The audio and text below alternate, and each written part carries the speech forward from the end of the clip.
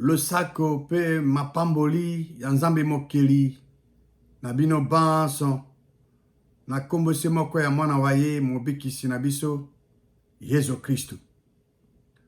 Nazali kotombela bino boye bolamu na émission que dit la parole de Dieu liloba ya nzambe elobi nini. Ezali wa bino ndeko Tito Ngbanda.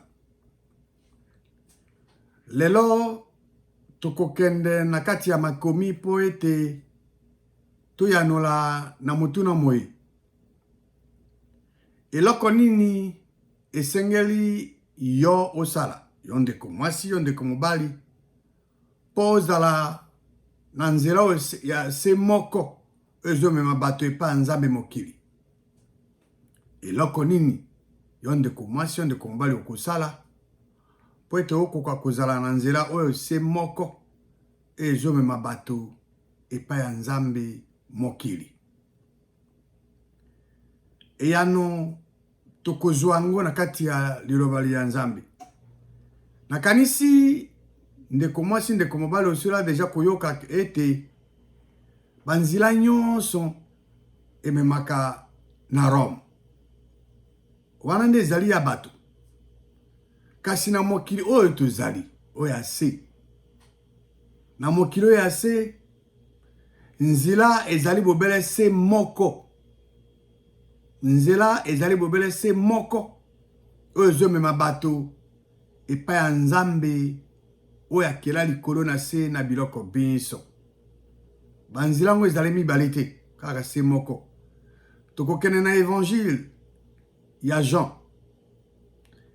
Jean tokotanga chapitre 14.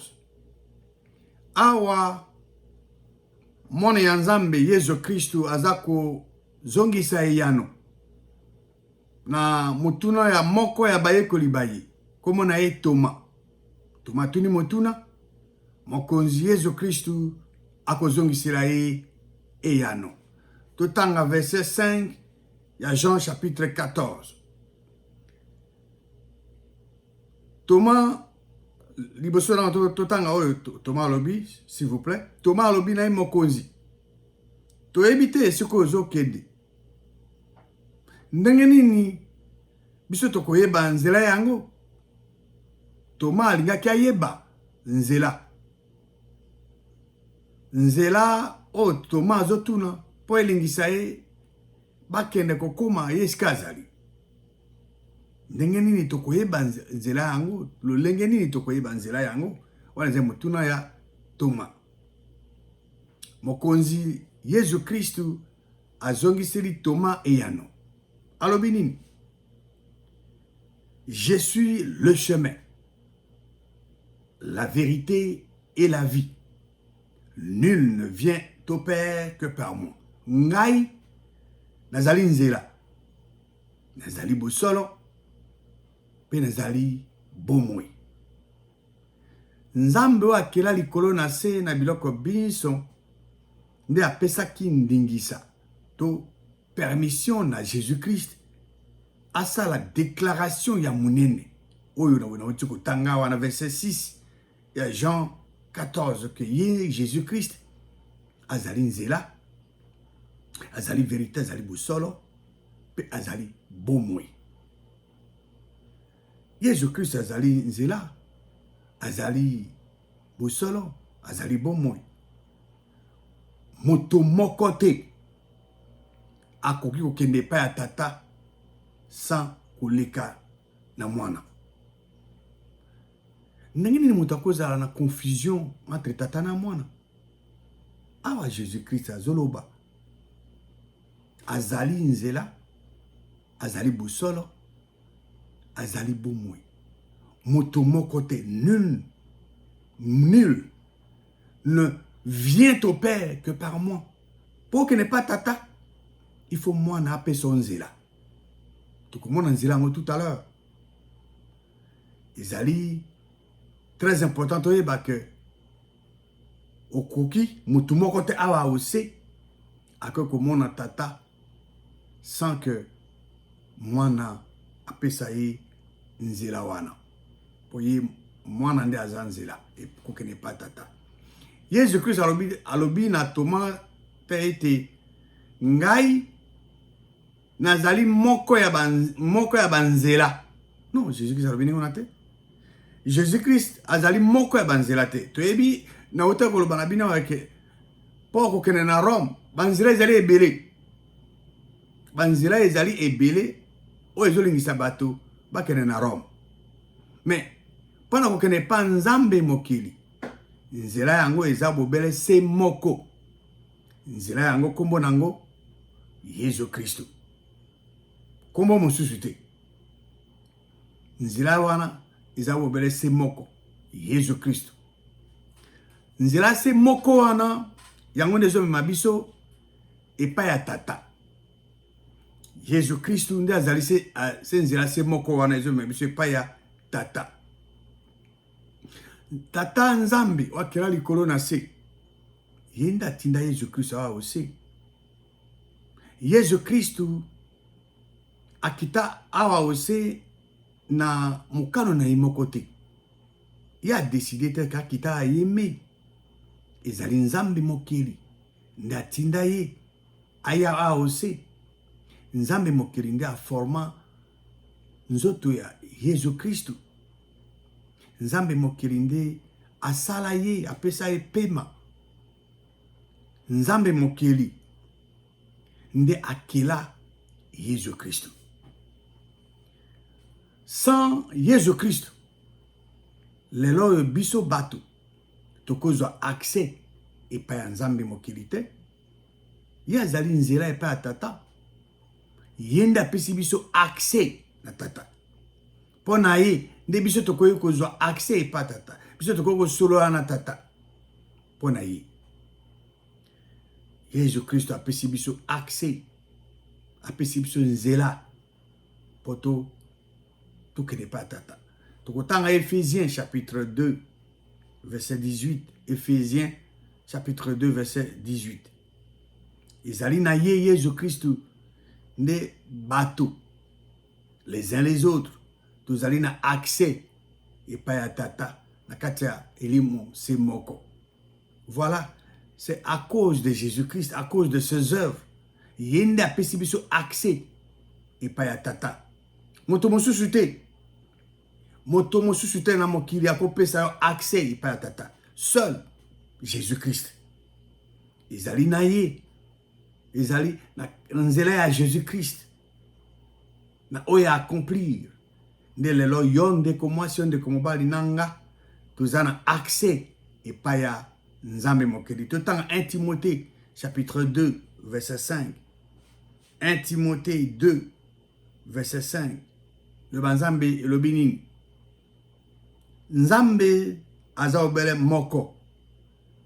Et tozali bobele na médiateur moko.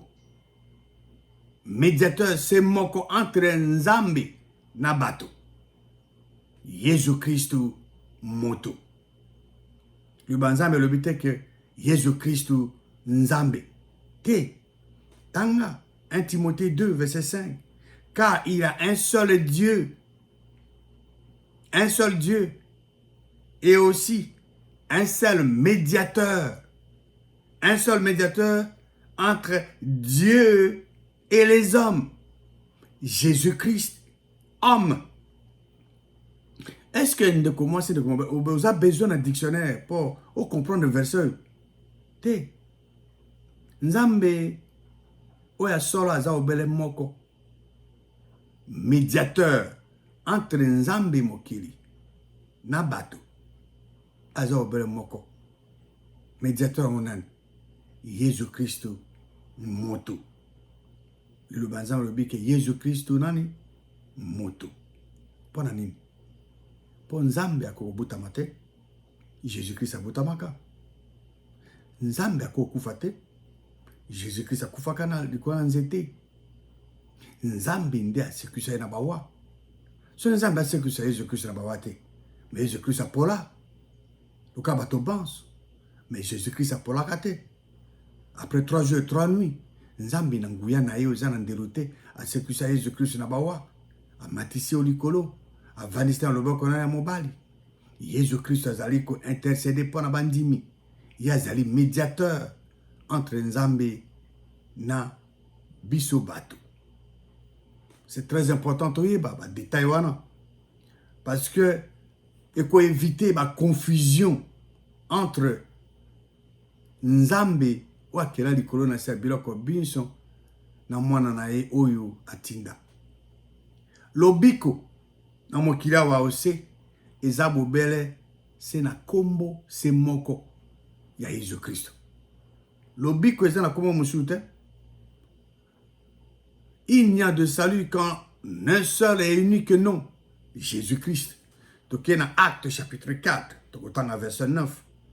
Jean-Pierre, dans le temple, dans le chapitre 3, Bikisi, Motozaki malade, guérison en a suscité, réaction, bateau, dans le temple. Alors, Pierre Alobiawa, pour être biso, vous allez interroger les lots. Likolo ya eloko ya malamu. Oui, pesamina moto azaki malade. Po ete toloba na bino ndenge nini abikisamaki moto mona. Verset 10, il y a Acte chapitre 4. Boye ba bino banso. Sachez-le tous, boye ba bino banso. Et que tout le peuple d'Israël le sache. Kaka bino te ba chef. Oh bozali. Kaka bino seulement te. Mais Israël mobimba. Peuple Israël bayeba. Izali na kombo ya Yesu Kristo wa Nazareth. Ya Nazareth. O bino bobaka ki na nzete. E Nzambe mokeli. Asekwisa ye na bawa. Izali na. C'est par lui. Na mutumuna. C'est par lui que cet homme. Muke mutoyo. Azako telema liboso na bino na bokolongonu ya nzoto. Na kombo ya Jésus-Christ, mutu wana azwaka guérison.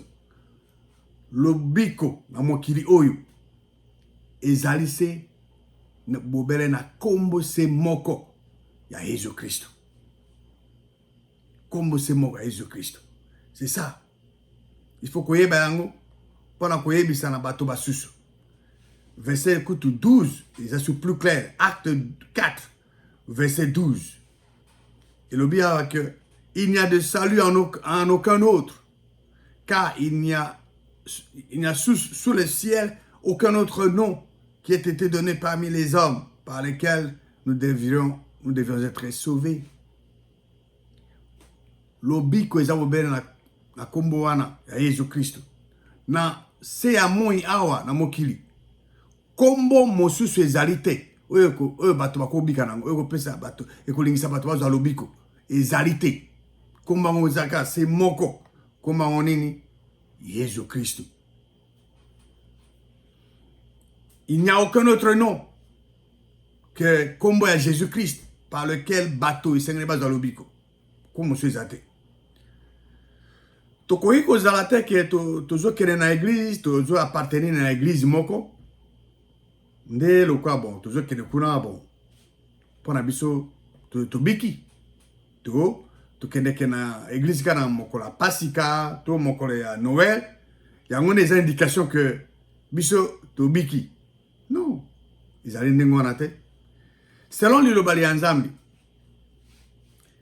to bikaka to moto abikaka yo ko bika ngai to moto mususu na bo tatolaka na monoko na biso mokonzi Yesu Kristo na bondimaka na kati ya mitema ya biso ke Nzambe mokili asekwisa ye na bawa na bosalaka ndenge wana tozozwa bolimbisi ya masumu mabe manso tosalaki auparavant Nzambe aefase apesi biso likabo ya elimu santo tokomi bana baye na ba chef religieux nyonso oyo baexista na ba prophète nyonso oyo baexista eza bobele na motu moko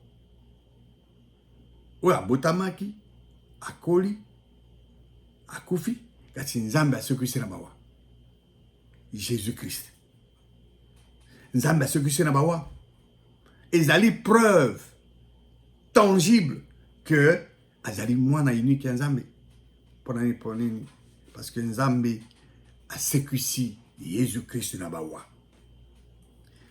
Jésus Christ aza obese nzela se moko. Oyo mema biso bato epa ya Nzambe mokili. Soki yo olingio koma epa Nzambe mokili. Oyo azali tata na biso. Alors, nzela ezali polele. Nzela ngo tozotanga ngo eza identifié. Nzela ngo ezali Jésus Christ. Est-ce que yo penza ndeko mwasi ndeko olingi penza okoma epa Nzambe mokili? Yo ndeko mwasi ndeko mobali. Yo olingi oyeba par expérience Nzambe ya solo. Oyo azali tata na biso?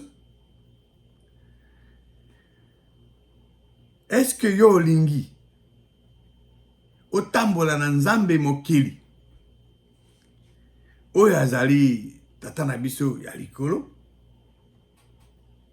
Esengeli o emprunté ozo nzila o se moko ozo mema bato epai ya tata.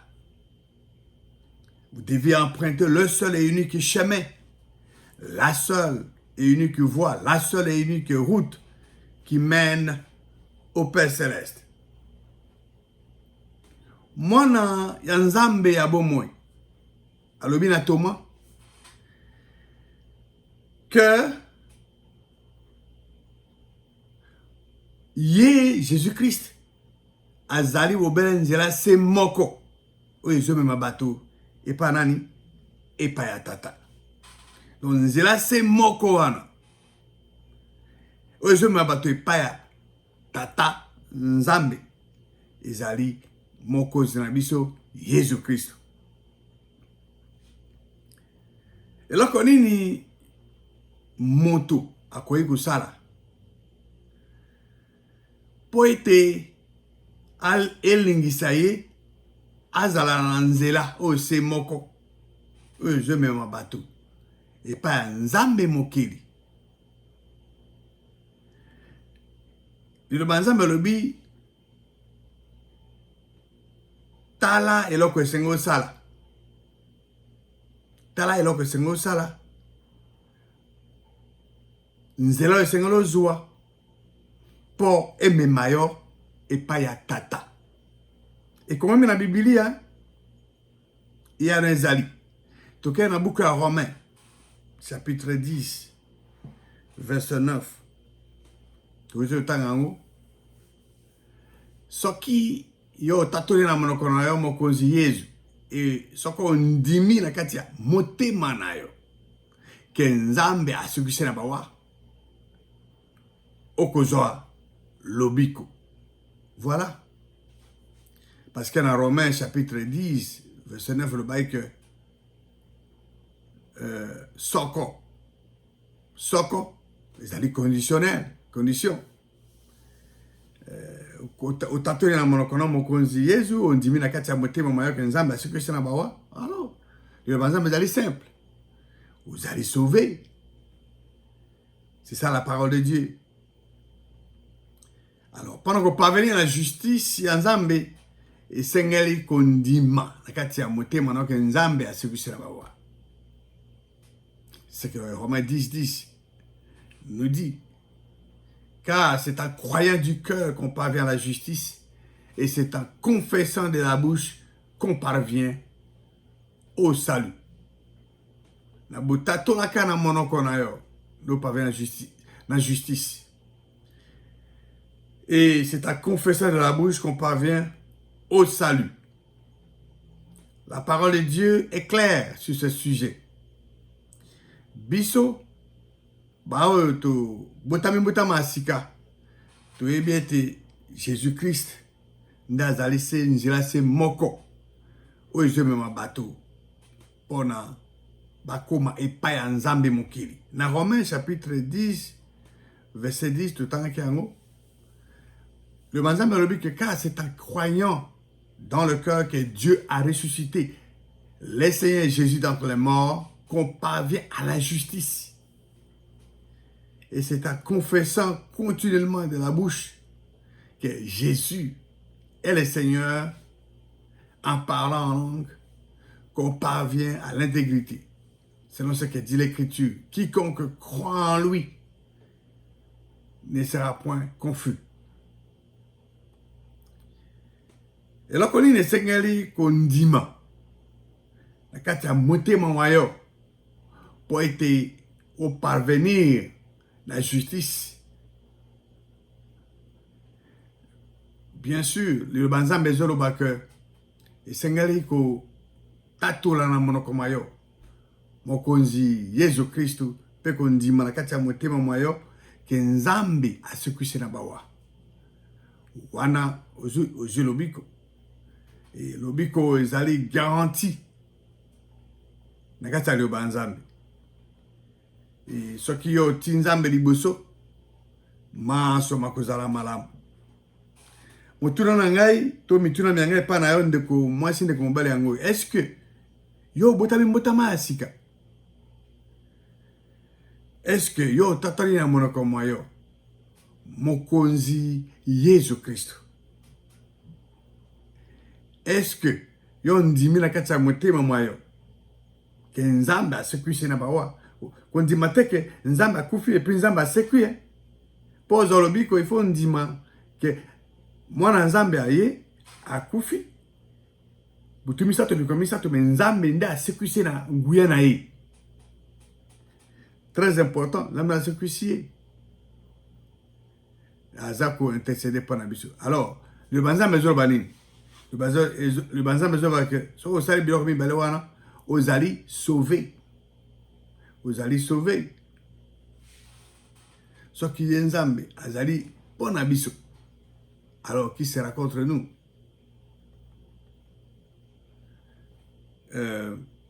Une fois que yo ozwing yali moisanto, okomi mwana Nzambe, ozali en route pour kene na ciel et adversaire na armée na ye, bazana droit moko te de kona yo, ba okokate. Parce que Tata yo, bazana kata Christo kata yo, azali tout puissant. Et tout ce qu'il veut faire dans les cieux, sur la terre, il le fait. Et là, comment que c'est impossible, na yezate. Donc, et là, qu'on y yo, de commencer de combattre le Seigneur sala, pour ozala nzela, ozo mema bato, et pas nzambo se moko, ozamo keli. Et Seigneur, yo, de commencer de combattre, o confesser tout, tatola na monoko mayo, mokonzi Yesu. Et Seigneur, dit manakati ya motema mayo, que nzambe asekwise na bawa. Nde na tango wana, yo kozama benisi, ndenge na ndenge, na bomo bayo. Nzamba kela likolo na sena biloko biniso, apamba na binu, na kombo ya mwana wa ye mobikisi na biso, Yesu Kristo.